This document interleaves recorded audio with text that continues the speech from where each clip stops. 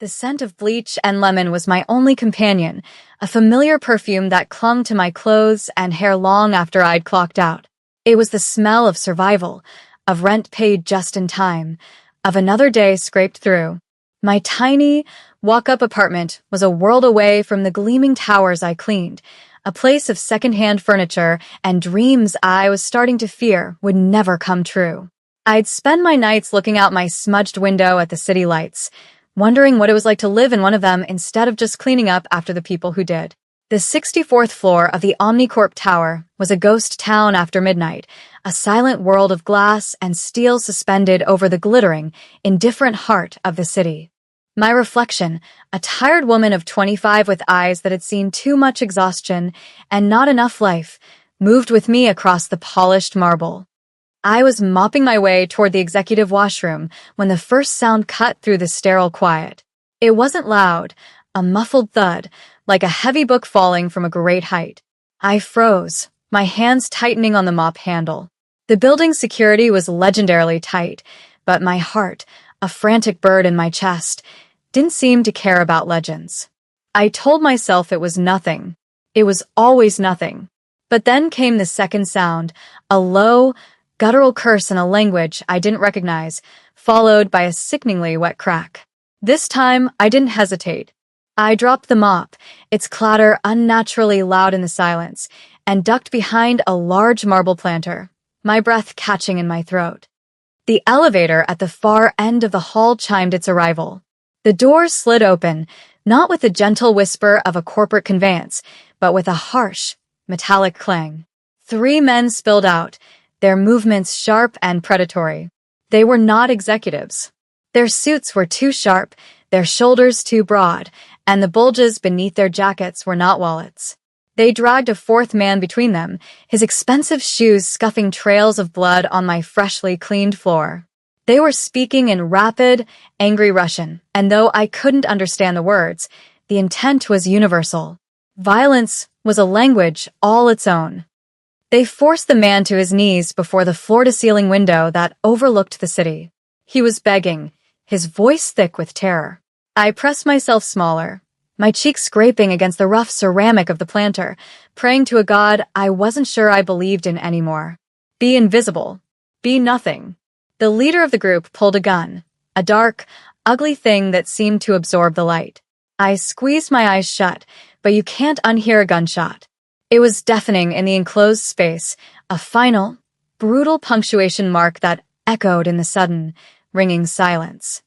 When I dared to open my eyes, the man was gone, and there was a spiderweb of cracks in the reinforced glass. A dark stain was spreading across the marble. I must have made a sound, a choked gasp, a whimper. The leader's head snapped in my direction. His eyes, pale and cold as a winter sky, locked onto mine. There was no surprise in them, only annoyance, the look of a man spotting a roach in his pristine kitchen. He raised the gun. Time seemed to slow to a crawl. I saw the dark circle of the barrel, the slight curl of his lip. This was it. This was how my story, the quiet, unremarkable story of Anya, ended. But before he could fire, the main office doors behind me burst open. Figures in black, silent and fluid, swarmed into the hallway. The Russians barely had time to react before the air was filled with the soft, suppressed coughs of silenced firearms. It was over in seconds. A massacre executed with chilling precision. The pale-eyed man fell last, his expression of cold annoyance finally replaced by one of genuine shock. I remained frozen, a statue of terror, as the silence returned, heavier and more menacing than before. A pair of immaculate black leather shoes stopped in front of my hiding place. I slowly, fearfully, lifted my gaze, past the perfectly tailored trousers and expensive black suit jacket, to a crisp white collared shirt, and then to a face that was a mask of cold, devastating beauty. His name, I would learn, was Kong Min-jun. His dark eyes held no warmth, only a calculating assessment. He looked at the carnage, then back at me, his witness, crumpled and trembling. He saw my worn-out uniform, my terrified eyes, but he must have seen something else too, a flicker of defiance in the face of death. You have a choice, he said, his voice a low, calm rumble that did nothing to soothe the frantic beating of my heart. You can be a liability that needs to be erased. A loose end. Or you can be an asset that I own. Marry me. The silk of the wedding dress felt like a shroud. It was a couture creation, heavy with thousands of seed pearls that whispered against my skin with every terrified breath. I stood before a wall of mirrors in a suite larger than my entire apartment, a place of gilded opulence and silent menace. A woman I didn't know, with a face as impassive as stone, was adjusting the veil, her fingers deft and cold. She was one of his people. Everyone here was one of his people. I was the only foreign object in this perfectly curated world, a bird with broken wings placed in a golden cage. Looking at my reflection, I saw a stranger, a beautiful, haunted doll with wide, dark eyes and skin that glowed like polished mahogany against the stark white of the gown. This was the asset. Not Anya, the cleaner who dreamed of opening a small bookstore where people could find quiet refuge, but a piece on a chessboard, a beautiful prop for a deadly game. This wasn't a wedding, it was an acquisition. The ceremony was a blur of tradition and terror. It took place in a private chapel on his estate, a place of soaring stone arches and stained glass that depicted solemn, judging saints. The pews were not filled with friends and family, but with his lieutenants, men with hard faces and watchful eyes, their dark suits a funereal contrast to my bridal white. Their loyalty was a palpable force in the room, a silent, unshakable vow to the powerful Korean Mafia boss who stood at the altar, waiting for me. Kang Min-jun looked like a king in his bespoke tuxedo. He stood with an unnerving stillness, a predator at rest. As my hand, cold and trembling, was placed in his grip was firm, possessive, a silent reminder of our arrangement. He did not smile. His gaze swept over me, analytical and detached, as if checking a recent acquisition for flaws. The vows were a mockery, a string of sacred words rendered meaningless by the circumstances.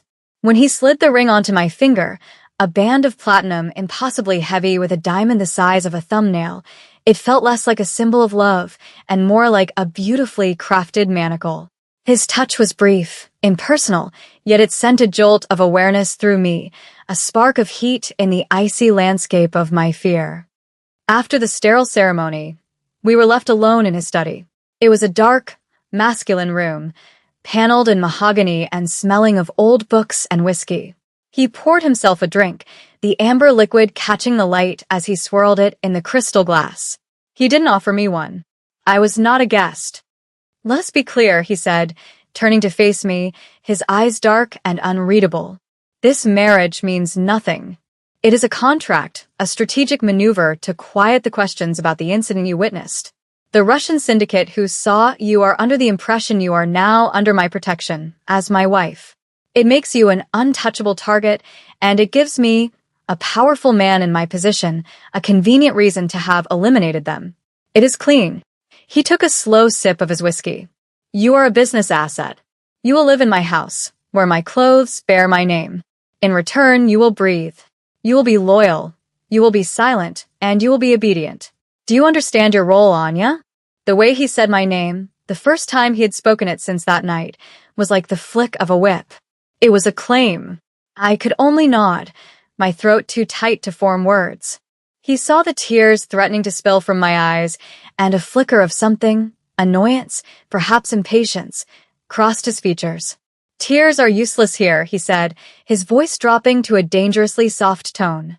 You are no longer the frightened girl on the floor. You are the wife of a powerful mafia boss. You are my wife. Start acting like it. He placed the glass down with a decisive click. You are Mrs. Kong now. Remember that. Life in Kang Min-jun's mansion was a lesson in contradictions. It was a fortress disguised as a palace, a cage wrought from marble and gold. Every surface gleamed, every room was filled with priceless art, and from my bedroom window, I had a staggering view of the city that was now my prison. I was surrounded by a silent, efficient staff who catered to my every need before I could even voice it, yet I had never felt more alone. They were polite, deferential, but their eyes were always watching. They were his eyes. If I asked a simple question about my husband's day, they would offer a polite, empty smile and change the subject. My days fell into a strange, suspended rhythm. I would wake in a bed large enough for six, eat meals prepared by a personal chef in a dining room that could host a state dinner, and wander the cavernous, silent halls of my new home. Min-jun was a phantom. He left before I woke and returned long after I had retreated to my room. Our only interactions were brief, perfunctory collisions in a hallway or a shared, silent moment in his study where he worked and I sat, reading a book, the silence between us thick with unspoken tension. I once saw him through the crack of the door on a video call, his Korean sharp and unforgiving. He wasn't just a businessman, he was a commander, and the man on the other end of the screen was visibly shrinking under the force of his authority. He was the architect of my confinement, yet I found myself studying him. I noticed the way his iron control frayed ever so slightly when he was deep in thought, a muscle feathering in his jaw. I saw the deep-seated weariness in his eyes when he thought no one was looking as he stared out the window into the night. I learned that he preferred black tea, that he never touched sweets, and that he had a faint, almost invisible scar bisecting his left eyebrow. These small, human details were terrifying because they made him real, more than just the monster who had bought my life. I began to test the boundaries of my gilded cage. One afternoon, I walked out into the meticulously manicured gardens, breathing in the scent of rain-soaked earth and roses. I walked toward the high stone walls that enclosed the property, my heart beginning to pound with a wild, foolish hope. I had made it almost to the gate when Mr. Choi, his ever-present, stoic lieutenant, seemed to materialize from the shadows. "Mrs. Kong," he said, his voice respectful but firm. "It is not safe for you to be out here alone." The master would be displeased, the message was clear. I was not to leave. I turned back, the fight draining out of me. That evening, Min-jun found me in the library, a vast, two-story room that was the only place in the house that felt like a sanctuary. I was curled in a leather armchair, a book lying forgotten in my lap. "You went to the gate today," he stated, not a question. I didn't answer, my silence a small rebellion. "Do not do it again," he continued, his voice low and devoid of heat, which was somehow more frightening. "The men I killed to protect you have friends. They believe you are my weakness. The moment you step outside that wall, you are dead. And your death would be an inconvenience I do not have time for." His words were cruel, designed to remind me of my status as an object, an inconvenience. But as he turned to leave, he paused. "The East Wing is off limits. Everywhere else is yours." It wasn't kindness, but it was a concession. A crack in the bars of my cage. Later that night, a maid entered my room with a tray. On it was a plate of warm, freshly baked madeleines and a steaming cup of chamomile tea. "The master thought you might be hungry," she said softly, avoiding my eyes. I stared at the tray long after she left. He had noticed my uneaten dinner. He had remembered a passing comment I'd made weeks ago to a housekeeper about my love for French pastry. This small, almost imperceptible act of observation was more unsettling than any of his threats. The monster had been watching, and he had seen something more than just an asset. He had seen me. A week later, he announced our departure. "Pack a bag. We're leaving in the morning," he said, finding me in the conservatory among the orchids. He offered no further explanation. He simply stated it as fact and walked away, the expectation of my compliance hanging in the humid air. The word, honeymoon, was never spoken, but the implications were clear. This was a public performance, another move in his grand, violent game. We were to present the image of a newly married couple, solidifying the lie that bound us. The destination was a private villa on a secluded stretch of the California coastline, a place of dramatic rock and turquoise water. It was breathtakingly beautiful, an idyllic paradise that felt like a cruel joke given our circumstances. The flight on his private jet was silent and tense. I sat across from him, pretending to read a novel, but my eyes kept drifting up to watch the powerful Korean Mafia boss at work. His laptop was open, his phone pressed to his ear as he issued a stream of clipped, ruthless commands in Korean. He was a man constantly at war, and I was his latest acquisition of territory. The villa was a marvel of modern architecture, a structure of glass and dark wood built into the cliffside, overlooking the sea. It was isolated, defensible, and utterly inescapable. As his men, led by the ever-watchful Mr. Choi, swept the property and secured the perimeter, Min-jun led me inside. "This will be our home for the next week," he said, his tone flat. "The staff is local and has been vetted. You will not speak of our arrangement. You are my wife. You will act the part." My defiance, which had been simmering just beneath the surface of my fear, finally boiled over. "And what part is that, exactly?" I asked, my voice sharper than I intended. "The adoring bride? The happy newlywed? What kind of performance do you expect me to give? Am I supposed to gaze at you lovingly over breakfast while your men stand guard with guns?" He turned to face me, and for the first time, I saw something other than cold calculation in his eyes. It was a flicker of raw anger, a dangerous fire that he quickly banked. He stepped closer, invading my space, and I had to fight the instinct to retreat. "You will act like a woman who wishes to stay alive," he whispered, his voice a silken threat. "You are intelligent, Anya. I know you are. Do not make the mistake of being foolish." He walked away, leaving me trembling, a mixture of fear and fury churning in my gut. Later that day, as I stood on the balcony, staring out at the endless expanse of the ocean, he came to stand beside me. The sea breeze whipped a strand of my hair across my face, and before I could react, his hand came up, his fingers gently brushing it away. The touch was electric, a shocking moment of intimacy that felt more dangerous than any of his threats. He didn't pull away immediately.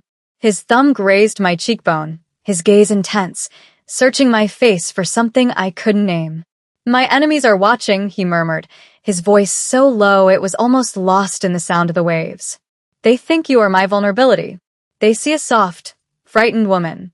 They are waiting for me to be distracted by my new bride." He finally dropped his hand and turned his gaze to the horizon. "Let them watch." That night, he entered my room and placed a small, heavy object on the nightstand. It was a handgun, compact and deadly. I stared at it, my blood running cold. "What is this?" I whispered. "I do not expect you will need this," he said, his voice devoid of emotion. "My men are the best, but I do not like leaving things to chance. Why are you giving this to me? You think I won't use it on you?" His eyes met mine, a flicker of something unreadable in their depths. "A cornered animal is more dangerous than a loyal one. I am giving you the choice of which to be. It is a Sig Sauer. The safety is here. You point it, and you pull the trigger. Do not hesitate. This was my honeymoon gift, a piece of steel and death." It was a terrifying gesture, but it was also something else. The first time he had ever trusted me with anything. The attack came on the third night, under the cover of a raging thunderstorm. The sky had turned a bruised purple, and the wind howled like a hungry wolf against the glass walls of the villa. The power cut out suddenly, plunging the world into a disorienting darkness, broken only by the frantic, strobe-like flashes of lightning. In that first split second of blackness, I knew it wasn't a simple power outage. It was a prelude. The sharp crack of unsilenced gunfire from the perimeter confirmed it, a sound that ripped through the roar of the storm. Min-jun was across the living room from me in an instant, his body a solid wall of muscle, pushing me down behind a thick marble sofa. "Stay down," he commanded, his voice a low, lethal growl in my ear. The casual elegance was gone, replaced by the coiled lethality of a predator. He already had his own weapon in his hand, moving with a fluid grace that was terrifying to behold. The sounds of a fierce, close-quarters battle erupted throughout the house, shouts, the splintering of wood, the sickening thud of bodies hitting the floor. Mr. Choi and the other guards were fighting back, but our attackers had come in force. They had used the storm as cover, a classic, brutal tactic. A flash of lightning illuminated a figure smashing through the glass doors of the balcony. He was huge, dressed in black tactical gear, a Russian rifle in his hands. Min-jun didn't hesitate. 2 suppressed shots, precise and economical, and the man crumpled to the ground. But another came right behind him. A bullet ricocheted off the marble fireplace, sending chips of stone flying past my head. I could hear Min-jun grunt in pain, a sharp, ragged sound. In the next flash of lightning, I saw it. A dark stain spreading across the sleeve of his white shirt, just below the shoulder. He was hit. He stumbled slightly, firing back, but his movements were a fraction slower. The invaders were closing in, their goal clear: get to him. Get to the boss. They saw him as wounded, and me as nothing, a terrified woman cowering behind a couch. They were right about the terrified part. My entire body was shaking, my teeth chattering. But as I watched Min-jun fight, bleeding, protecting the space around me, something else rose through the fear. It was a white-hot primal rage. They were trying to kill him. This man who owned me, who had caged me, who had shown me a sliver of something almost human. He was mine, in his own twisted way. And they were not going to take him. My mind went to the gun upstairs. The honeymoon gift. Scrabbling on my hands and knees, keeping low, I moved away from the firefight, using the darkness and chaos as cover. My heart hammered against my ribs, each beat a deafening drum. I flew up the stairs, my bare feet silent on the cold stone. I found the gun on the nightstand, my hand closing around the cool, heavy metal. It felt alien, but my fingers found the grip, the trigger, just as he'd shown me. A man appeared at the top of the stairs, blocking my path back down. He saw me, a woman in a silk nightgown holding a gun, and he laughed. It was a fatal mistake. He thought I was a damsel. Aprop. He raised his rifle, too slowly, too arrogantly. I didn't think. I didn't aim, in any classical sense. I just pointed, the image of Min-jun falling burned into my mind, and I pulled the trigger. The explosion was deafening, the recoil jarring my arm to the shoulder. The man stared at me, his eyes wide with shock, a dark hole appearing in his chest. He fell backward, tumbling down the stairs. I didn't wait to watch him land. I scrambled back down, my ears ringing. In the main room, Min-jun was pinned down, two men advancing on his position. He saw me, and for a single, infinite moment, his face registered pure, unadulterated shock. He froze. He saw the gun in my hand, the wild look in my eyes, the blood that wasn't mine splattered on my gown. It was the last thing he, or anyone, had ever expected. That moment of hesitation, his and his enemies, was all I needed. I raised the gun and fired again. And again. The ordinary, financially struggling woman was gone, burned away in gunpowder and desperation. In her place was a queen, drenched in the storm, defending her king. The world came back into focus slowly, filtered through the ringing in my ears and the acrid smell of gunpowder. The storm outside still raged, a fitting soundtrack to the carnage within. The bodies of our attackers lay twisted on the expensive rugs. My hands were shaking so violently I could barely hold the gun, its weight a terrible, anchoring reality. My gaze was fixed on Min-jun. He was leaning against the fireplace, his face pale, his breathing shallow. But his eyes were on me, and the look in them was something I had never seen before. The cold calculation was gone, the commanding arrogance had vanished. In its place was a raw, staggering astonishment that seemed to shake him to his very core. He looked at me as if he were seeing me for the first time, not as an asset or a contract, but as a terrifying and magnificent revelation. He had expected me to hide, to perhaps use the gun in a last, desperate act of self-preservation. He had never imagined I would charge back into the fight to defend him. His trusted men, Mr. Choi among them, were now securing the room, their movements swift and professional, but their gazes kept flicking towards me with a mixture of awe and fear. I was no longer the fragile foreign wife. I was the woman who had stood her ground while the world burned down around her. I let the gun fall from my nerveless fingers. It clattered loudly on the stone floor. The sound broke the spell. Min-jun pushed himself off the mantelpiece, hissing in pain as the movement jarred his wounded shoulder. He ignored his men and came directly to me, his steps unsteady. He stopped in front of me, his height and presence still overwhelming, but the dynamic between us had irrevocably fractured and reformed. He reached out, not with the possessive grip of a master, but with a trembling hand, and cupped my cheek. His thumb stroked my skin, gently trying to wipe away the flecks of blood that weren't mine. Anya, he breathed, my name a prayer and a question on his lips. His other hand went to my arm, his grip urgent, as if he needed to assure himself I was real. His eyes scanned me from head to toe, checking for injuries I hadn't even registered. It was only then, under his frantic gaze, that I realized the depth of his shock was rooted in fear. Fear for me.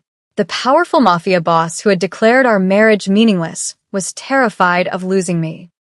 I started to tremble then, the adrenaline deserting me, leaving behind a hollow, quaking horror at what I had done. My knees gave way, but he caught me, pulling me against his chest, his uninjured arm wrapping around me like a steel band. He held me tightly, tucking my head under his chin, his body a shield against the dead men and the storm. I have you, he murmured into my hair, his voice rough with an emotion I couldn't name. Sarang. I have you.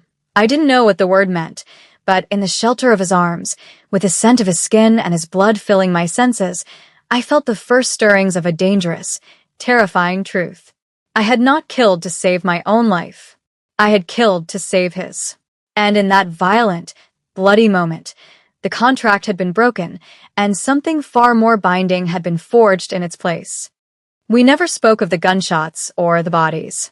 His men were ghosts, cleaning the chaos with silent, chilling efficiency until the villa was once again a pristine, beautiful prison. The only evidence of the night's violence, the boarded-up glass doors and the lingering scent of disinfectant.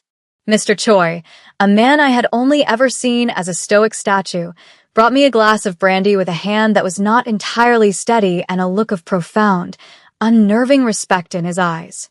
He addressed me as Samanam, a title of honor for the wife of a chairman, and the word held a new weight, a new truth. Minjun had refused a doctor, barking orders at his men that he was fine, but the blood seeping through the makeshift bandage on his arm told a different story. I found him in his bathroom, stripped to the waist, trying and failing to clean the wound himself. His face was tight with pain, a sheen of sweat on his brow. The man who controlled a criminal empire couldn't manage a simple piece of gauze. For the first time since I'd met him, I felt no fear, only a fierce, protective ache in my chest. I took the medical kit from his hands. He started to protest, his pride warring with his pain, but I met his gaze in the mirror, and the defiance died on his lips. Sit down, Minjun, I said, my voice quiet but unyielding. He stared at me for a long moment, this formidable Mafia boss, and then he did as he was told, sinking onto the edge of the marble bathtub. I worked in silence, my hands surprisingly steady as I cleaned the wound. It was a deep graze, ugly and raw, the bullet having torn through flesh and muscle. He never flinched, but I could feel the tension radiating from his body, the tight control he exerted over his own pain. My fingers were gentle as I applied the antiseptic, as I stitched the torn skin with a neatness I didn't know I possessed. His skin was warm beneath my touch, the expanse of his back and shoulders a landscape of taut muscle and old scars. Each one told a story I didn't know, a history of violence that had shaped him. When I was done, my hands lingered on his uninjured shoulder. He was so still, he might as well have been carved from stone. They underestimated you, he said, his voice a low rumble that vibrated through my hand. They saw you as a trinket. A weakness. He finally turned his head, his dark eyes locking onto mine. So did I. That was my mistake. He reached up and captured my hand, lacing his fingers through mine. His grip was no longer a claim of ownership, but a connection, a desperate hold. That marriage contract. The words I spoke in my study. They were a lie. His voice was raw, stripped of all its usual authority.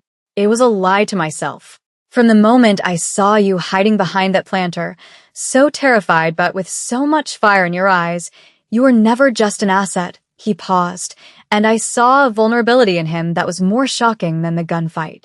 Tonight, he said, his voice barely a whisper, when I saw you with that gun in your hand, covered in blood, I wasn't shocked that you could kill. I was frozen with the realization that I could not bear to lose you, that my life means nothing if you are not in it. The confession hung in the air between us, more explosive than any gunshot. Kong Min-jun, was admitting to a weakness, and he was naming it me. Our return to the city was a silent declaration of a new regime. We walked off his private jet side by side, not as master and possession, but as partners.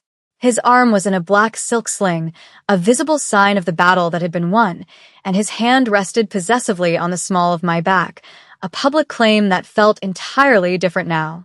It was not a warning to me, but a warning to the world. She is mine. Touch her and die. The staff at the mansion lined up to greet us, their heads bowed low.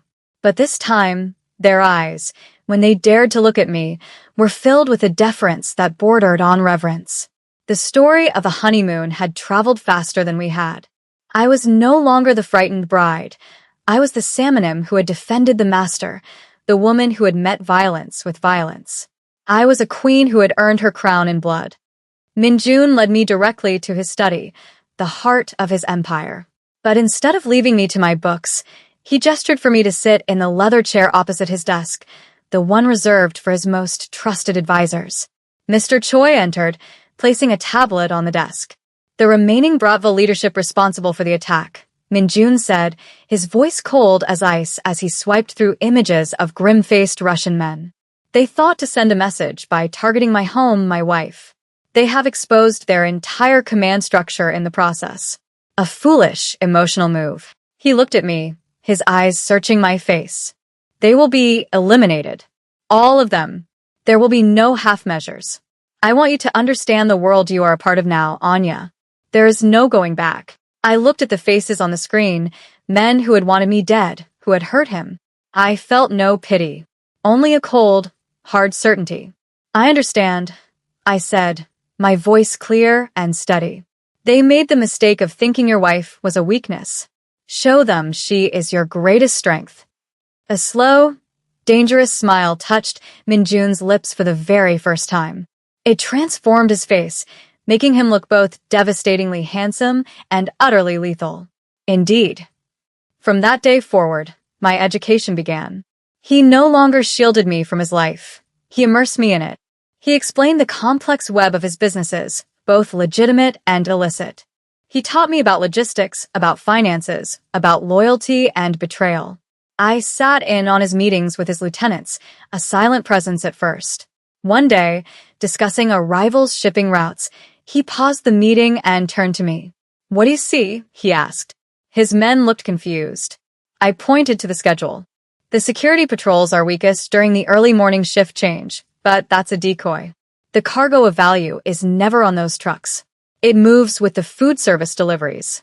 No one ever checks the catering vans." Min-jun's smile was predatory. My quiet, observant nature, once a tool for survival as an invisible cleaner, was now a formidable weapon. I was becoming more than his wife. I was becoming his partner, his confidant, his secret weapon. The gilded cage had transformed into a throne room, and I was finally learning the language of power. The nights became our sanctuary. The brutal, high-stakes world would fall away, and in the quiet of the mansion, we would find each other. The fear that had once defined my existence was replaced by a sense of belonging so profound it frightened me more than any assassin's bullet. He had never been a man of easy words or grand romantic gestures. His love was shown in actions. It was in the way he would have the chef prepare my favorite Nigerian jollof rice just because he knew it reminded me of a home I no longer missed. It was in the way he would find me in the library and simply sit with me in silence, his presence a comforting weight, a silent promise that I was no longer alone.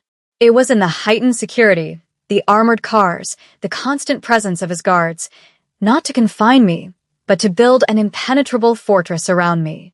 One evening, I found him standing in the east wing, the one part of the house he had forbidden me from entering. The door was open. He turned as I approached, his expression uncharacteristically soft. "Come," he said, holding out his hand.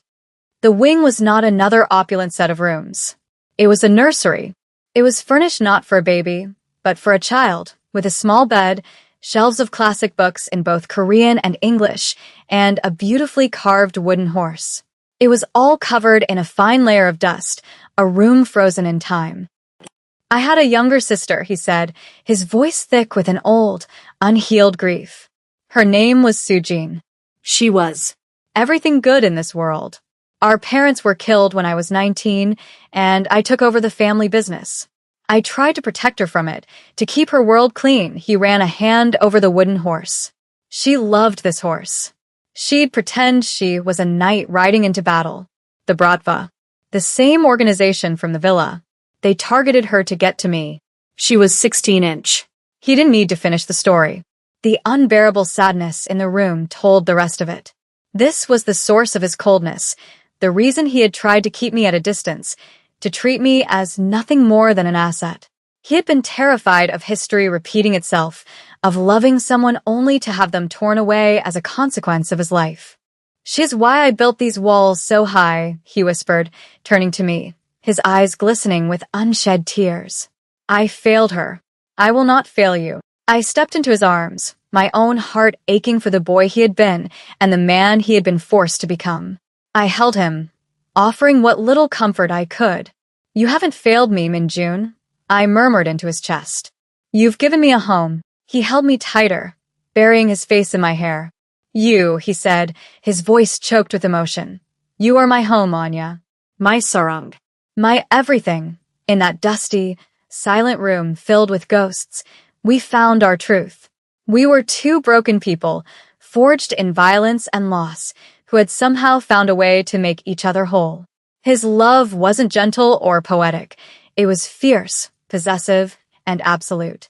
And I, in turn, loved him with a terrifying intensity, a love born in fear and baptized in blood. Months later, we stood on the 64th floor of the Omnicorp Tower. The space was no longer a sterile corporate hallway, but part of Minjun's private penthouse suite, the entire floor now belonging to him. We stood before the same floor-to-ceiling window, the one that had once borne the spiderweb cracks of a gunshot. It was seamless now, offering an unbroken, godlike view of the city glittering below. I was no longer in a cleaner's uniform, but a bespoke gown of deep crimson silk that clung to my body. A heavy diamond necklace, a gift from my husband, rested against my collarbone, its coolness a familiar weight. Minjun stood behind me, his arms wrapped around my waist, his chin resting on my shoulder. His presence was no longer a threat, but the center of my universe, the anchor that kept me steady. The last of the Bratva leadership in the city had been dealt with that afternoon. The news had been delivered by Mr. Choi with a simple, respectful nod. It was over. The threat was gone. We were safe. Do you ever think about that night? I asked softly, my reflection as strangers, a powerful, confident woman I was still getting to know. The first time we met, right here? I think about it every day, he murmured, his lips brushing against my temple. I think about the terrified woman with the heart of a lioness. I think about how I almost made the greatest mistake of my life by letting you go. He tightened his grip, pulling me more firmly against his chest. I built an empire of money and fear, Anya, but it was empty. It was a fortress with nothing inside to protect. He turned me in his arms, his dark eyes intense, filled with a deep, consuming love that still stole my breath away. You are the heart of this empire. You are its queen. Everything I have, everything I am, is yours. I reached up and traced the faint scar on his eyebrow, a small imperfection on his perfect face. The timid, lonely woman I had been would have been horrified by this life, by the violence and the darkness. She would have run. But I was not her anymore. I had been forged anew in the crucible of his world, and I had not been found wanting. I had discovered a strength I never knew I possessed, a capacity for ruthlessness that matched his own, and a love so powerful it had become my religion. This marriage means nothing, I whispered, echoing the cruel words he had spoken on our wedding day, but my tone was a teasing caress. A slow, breathtaking smile spread across his face, the one reserved only for me. No, he corrected, leaning down to capture my lips in a kiss that was both a promise and a prayer. This marriage means everything, and as I looked out at the city lights spread beneath us like a carpet of fallen stars, I knew he was right. I was Anya Kong, wife of a king, and this dark, dangerous, beautiful kingdom was mine.